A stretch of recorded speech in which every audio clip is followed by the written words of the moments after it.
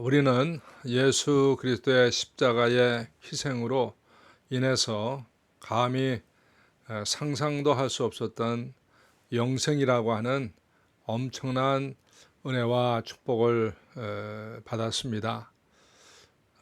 우리는 영원히 살게 되는데 이 땅에서는 앞으로 몇 년을 더 살 수 있다라고 생각하십니까? 여러분의 손으로 운전을 하면서 다닐 수 있는 날은 얼마나 남으신 것 같습니까? 그리고 장거리 프리웨이를 운전하고 다닐 수 있는 날은 얼마나 남은 것 같습니까? 사람들은 이 땅에서 하루라도 더 살고 싶어서 바둥거리고 살고 있죠. 그런데 예수 믿는 사람들에게는 이 땅에서의 시간은 아주 짧은 한 점에 불과하죠.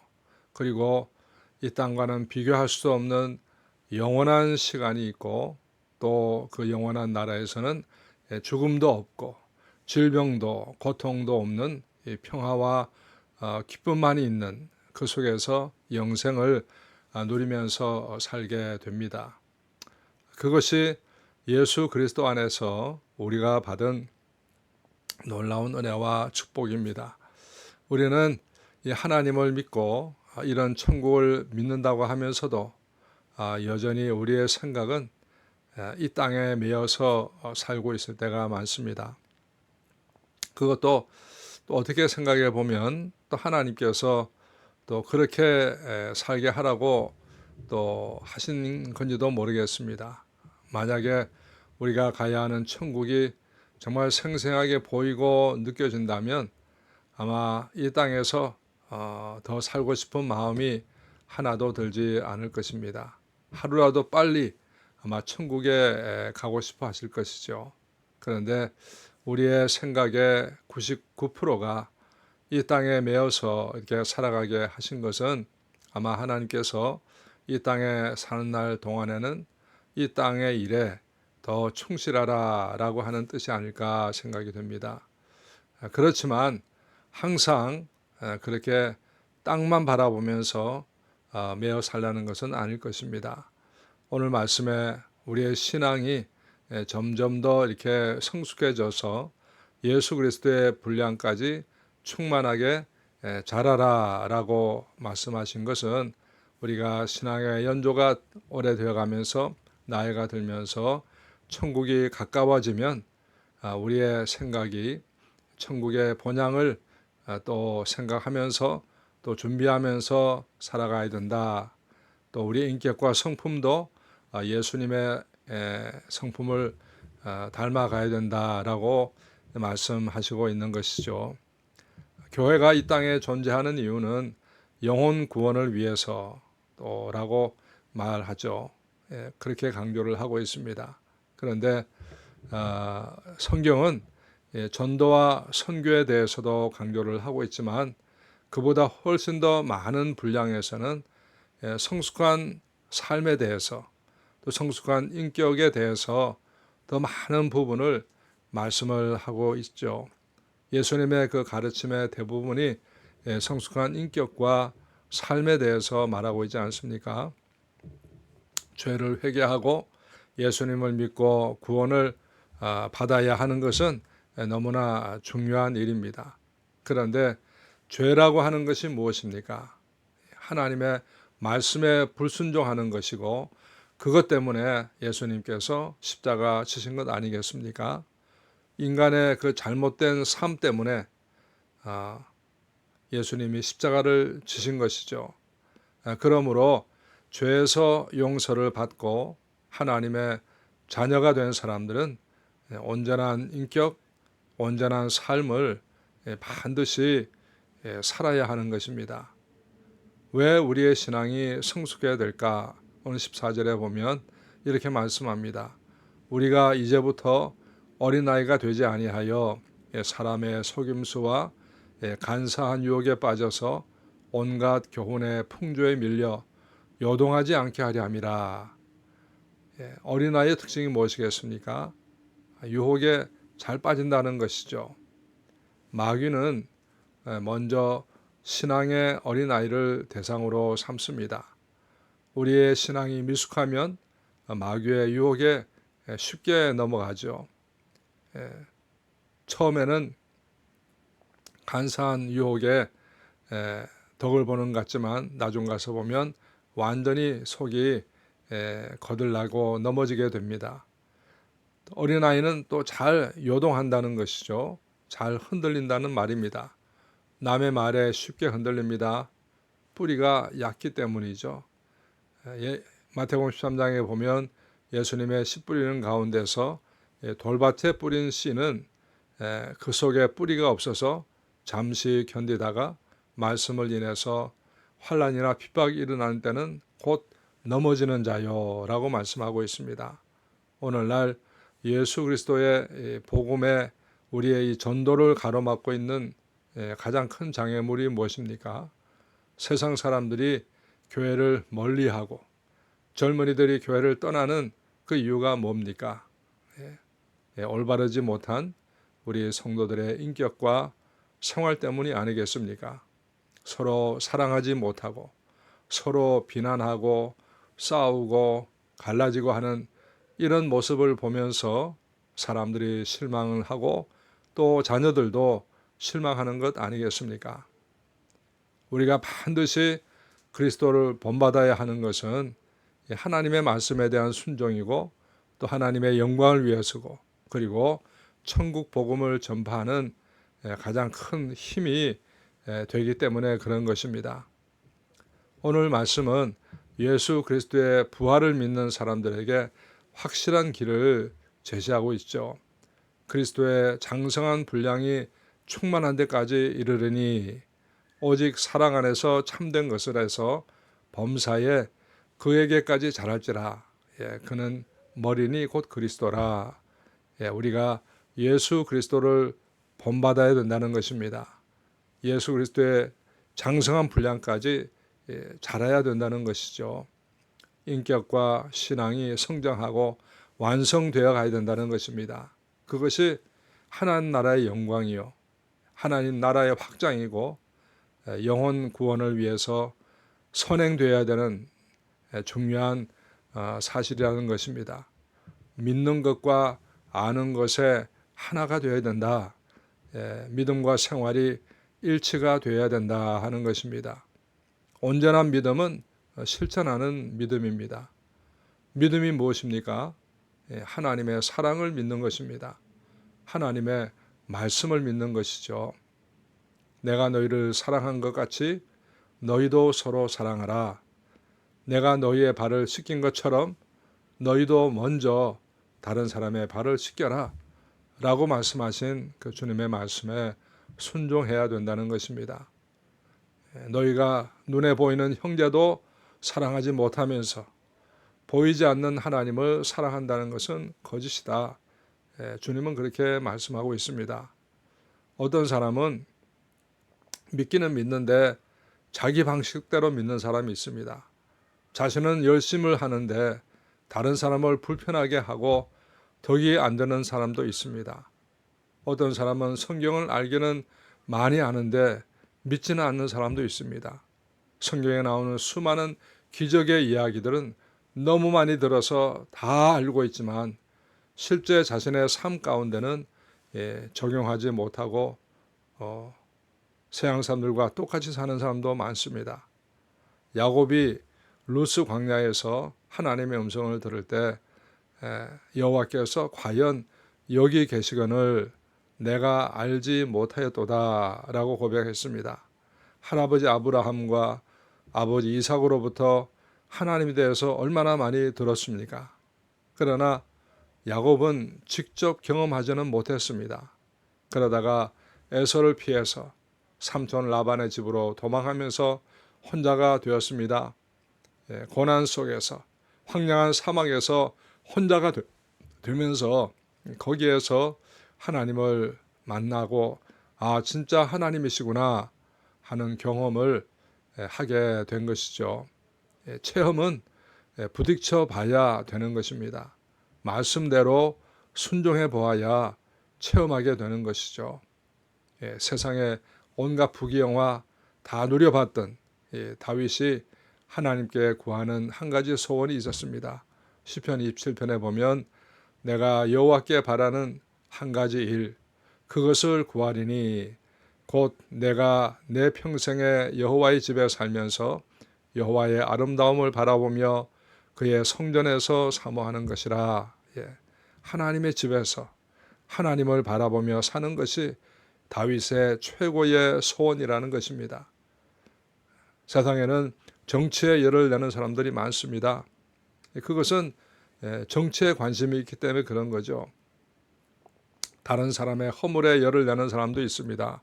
그것은 그 사람의 관심이 거기에 있기 때문에 그런 것입니다. 여러분의 마음을 불편하게 하고 여러분을 화나게 하는 것이 무엇입니까? 아마 그것이 여러분의 관심이기 때문에 그럴 것입니다. 거기에 미련이 있기 때문에 그럴 것입니다. 다윗의 소원은 하나님을 바라보는 것이었습니다. 하나님과 함께하는 것이었습니다. 신앙도 목표가 있어야 그 목표를 향해서 갈 수가 있습니다. 무엇을 목표로 하느냐에 따라 달라지는 거죠. 토마스 아켄포스의 책 그리스도를 본받아라는 제목과 같이 예수 그리스도의 분량까지 성장하는 것이 우리가 가져야 되는 최고의 목표인 것입니다. 믿음의 주여 온전케 하시는 예수 그리스도를 바라보라 라고 했습니다. 신앙생활의 본질은 닮아가는 것입니다. 예수 그리스도를 닮아가는 것이 우리 신앙생활의 본질이요 목표인 것이죠. 우리 자신을 아름답게 다듬어가는 것이 신앙생활입니다. 세상은 우리의 마음을 흔들어 놓습니다. 분노하게 만듭니다. 세상은 사람을 악하게 만들잖아요. 착하게 살고 싶은데 세상은 그렇게 놔두지 않습니다. 이런 악한 세상에 살면서 일주일에 한 번이라도 예배를 드리려고 하나님의 말씀으로 정화하는 시간을 갖는다고 하는 것이 대단히 중요한 것이죠. 가끔 사람들은 썬데이 크리스찬이다라고 조롱하는 말들을 하죠. 주일만 교회 가면 뭐하냐 그렇게 조롱을 하기도 합니다. 저도 과거에는 그렇게 생각한 적도 있습니다. 왜 주일만 나오냐 그렇게 이야기를 하기도 했는데 그런데 시간이 지나면서 보니까 꼭 그런 것만은 아니다라는 생각이 들었습니다. 정말 일주일에 한 번이라도 교회 나와서 예배하는 것이 얼마나 엄청난 것인가라는 것을 생각하게 된 것이죠. 과거 작년까지만 해도 코로나로 인해서 교회에 와서 마음껏 예배드리기 어려운 그런 때가 있었습니다. 정말 그때는 교회에 나와서 예배드리는 것이 얼마나 소중한 것인지 정말 절실하게 느껴졌습니다. 지금 지구상에는 80억의 인구가 살고 있습니다. 그 중에 주일마다 하나님 앞에 나와서 예배드리는 사람이 몇 사람이나 되겠습니까? 일주일 동안 일하고 하루 쉬는 이 얼마나 소중한 날입니까? 이 소중한 날에 가장 중요한 낮 시간을 하나님 앞에 나와서 예배한다는 건 이건 정말 특별한 은혜인 것이죠. 하나님의 말씀으로 마음과 정신을 새롭게 하는 시간을 매주 갖는다는 것은 정말 특별한 축복이요 놀라운 일인 것입니다. 우리는 매주일 교회 나오는 것이 습관이 되었고 교회 안 나오면 오히려 이상하게 느껴지지만 하나님을 믿지 않는 사람들이 교회에 나가겠다고 결정하는 것은 정말 큰 결심이 있어야 가능한 일입니다. 우리는 이미 차원이 다른 세계에서 차원이 다른 신분을 가지고 사는 사람들입니다. 다만 우리가 이렇게 차원이 다른 축복을 받은 사람들이기 때문에 거기에 따르는 책임감 또 도덕적인 의식이 있어야 하는 것이죠. 노블레스 오블리주라는 말이 있지 않습니까? 초기 로마 시대에 왕과 귀족들이 보여주었던 그 투철한 도덕의식 또 솔선수범하는 그런 정신을 말씀하는 거죠.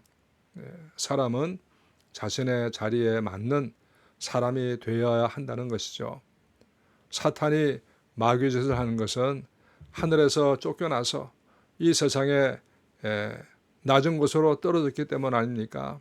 자신이 영원히 살아야 할 장소가 가장 낮은 장소라는 것을 알기 때문에 그런 것이죠.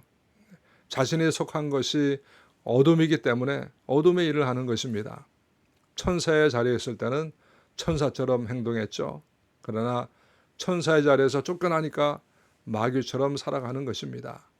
우리는 세상에 있던 자리에서 천상의 자리로, 높은 자리로 옮겨졌습니다.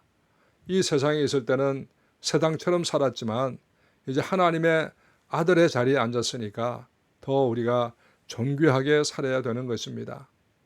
요즘 이 시대가 무너지고 있는 것은 사람들이 자신의 자리에 맞는 행동을 하지 않기 때문에 그렇습니다.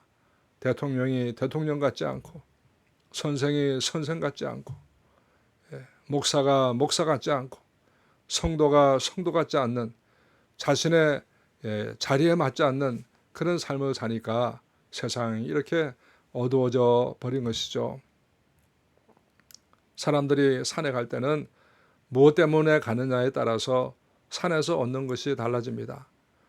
산삼을 캐러 가는 사람은 산에서 산삼을 찾는 것이고, 어떤 사람은 운동을 하러 가는 사람은 몸을 건강하게 만드는 것이 목표고, 돌을 닦기 위해 가는 사람은 또 돌을 닦게 되고, 먹을 것을 구하기 위해 가는 사람은 산에 가서 먹을 것을 구하려고 할 것입니다. 우리가 성경을 읽어도 무엇을 얻기 위해서 읽느냐에 따라서 성경에서 받는 은혜가 다른 것이죠. 어떤 사람은 성경의 지식을 얻기 위해서 읽는 사람도 있고, 어떤 사람은 믿음을 얻기 위해서 읽는 사람도 있고, 어떤 사람은 문제 해결을 위해서 읽는 사람도 있고, 또 어떤 사람은 하나님을 더 알기 위해서 읽는 사람, 또 어떤 사람은 가르치기 위해서 읽는 사람, 아마 같은 성경을 읽어도 읽는 목적이 다 다를 것입니다. 성경에는 수많은 이야기가 있습니다. 우리 인생의 모든 문제를 다 해결해 줄 수 있는 그 능력이 성경에 있는 것이죠. 그런데 우리가 바라보아야 되는, 성경을 통해서 찾아야 되는 가장 중요한 대상은 예수 그리스도인 것이죠. 성경은 예수 그리스도가 주제이고 예수 그리스도를 위해서 쓰여진 책이기 때문에 그렇습니다. 그 예수님의 마음은 온유와 겸손이라고 했습니다. 사랑이라고 했습니다. 그것이 우리가 찾아야 하고 목표로 삼아야 하는 주제인 것입니다. 온유는 부드럽고 따뜻한 마음입니다. 겸손은 낮아지는 마음이죠. 그래서 겸손해야 배울 수가 있고 성장할 수가 있습니다. 교만한 사람은 배울 수가 없습니다. 배우려고 하지 않기 때문에 그런 것이죠. 나이가 들어갈수록 신앙생활의 연도가 많아질수록 우리의 신앙과 인격은 성숙해져야 되고 완성되어 가야 되는 것입니다. 40이 넘으면 자신의 얼굴을 책임져야 된다, 그런 말 하지 않아요. 50이 넘으면 자신의 얼굴이 만들어져야 됩니다. 온유하고 부드러워져야 됩니다. 60대는 자신의 한계를 인정하고 받아들여야 되는 것이죠. 겸손해져야 됩니다. 산에는 수많은 나무들이 있죠. 큰 나무도 있고 적은 나무도 있습니다. 부러진 나무도 있습니다. 잡초도 있습니다. 바위와 돌들도 있습니다. 흐르는 시냇물도 있고 이름 모를 꽃들도 있고 꿀벌도 있고 짐승도 있습니다. 아름다운 산은 이 모든 것이 어우러져서 아름다운 산을 만들어 가는 것이죠. 이 아름다운 산은 하나님이 만들어 가시는 것입니다. 우리는 그 하나님이 만드신 아름다운 산에 있는 나무 한 그루 한 그루들이죠. 우리 모두가 다 큰 나무가 되기를 원하지만 아름다운 산은 큰 나무만 있는 것이 아닙니다. 큰 나무, 작은 나무, 부러진 나무, 휘어진 나무, 풀과 잡초, 우리가 다 그 한 부분을 이루면서 하나님의 산을 만들어 가는 것이죠. 이 지구를 푸르게 만들어주는 것은, 이 지구에서 가장 넓은 면적을 차지하고 있는 것은 풀과 잡초입니다. 나무가 아닙니다. 풀과 잡초, 가장 천하게 보이는 것이지만 이 풀과 잡초가 수많은 짐승들에게 생명을 주는 근본이 되는 것이죠. 이 지구를 살리는 생명은 바로 풀과 잡초 때문에 있는 것이죠. 멋있고 아름다운 나무보다 사실 더 중요한 것은 풀과 잡초들입니다. 우리가 젊었을 때는 다 큰 나무가 되기를 원합니다. 아름다운 나무가 되기를 꿈꾸지만 나이가 들어가면서 이 풀과 잡초의 소중함을 깨닫게 되는 것이죠. 그래서 우리의 인생이 빛과 번쩍 사람들이 알아주는 큰 인생이 되지 않아도 나에게 주어진 그 사명의 길을 다가는 것 자체가 정말 소중하고 귀한 일이다라고 하는 것을 깨닫게 되는 것입니다. 우리의 신앙은 혼자 자랄 수 없습니다. 온 몸이 각 마디를 통해서 도움을 받음으로 서로 연결되고 결합되어서 지체의 분량대로 역사에서 그 몸을 자라게 하고 세워가는 것처럼 우리는 예수 그리스도의 몸의 지체로서 하나님 나라를 만들어가는 소중한 한 부분인 것이죠. 그것을 우리는 소중하게 생각해야 되고 나의 삶을 소중하게 생각하고 또 다른 사람의 삶도 소중하게 생각해야 되는 것입니다. 세상에 독불장군은 없습니다. 자수성가라는 말도 사실은 틀립니다. 자기 혼자 성공할 수 없습니다. 누군가가 함께하고 도와주기 때문에 가능한 것이죠. 나의 나 된 것은 하나님의 은혜죠. 성경에서는 서로 사랑하라 말합니다. 서로 사랑하라, 서로 용납하라, 서로 화목하라, 서로 격려하라, 서로 위로하라, 서로 도와주라. 하나님의 은혜 속에서 서로 도와주면서 하나님 나라를 완성해 가는 것이죠. 그러면서 우리가 서로 성숙해 가는 것입니다. 나 혼자 성숙해 가는 것이 아니라 함께 살아가는 우리 믿음의 형제 자매와 함께 부닥치면서 서로 다듬어가면서 함께 예수 그리스도의 분량까지 성숙해 가는 지체들이라는 것이죠. 우리는 이것을 깨닫고 우리의 목표는 예수 그리스도의 분량만큼 성숙해 가는 것이고 믿음의 형제들과 함께 자라는 것이 그것이 온전한 성숙이다라는 걸 생각하고 하나님의 자녀로 특별히 택함을 받고 하나님의 아들 된 세상을 이겨나가야 되는 빛이 되어야 되는 우리의 사명을 생각하면서 더 성숙한 분량까지 성장해서 하나님의 나라에 쓰임받는 하나님의 사람들 될 수 있기를 축원합니다. 기도하겠습니다.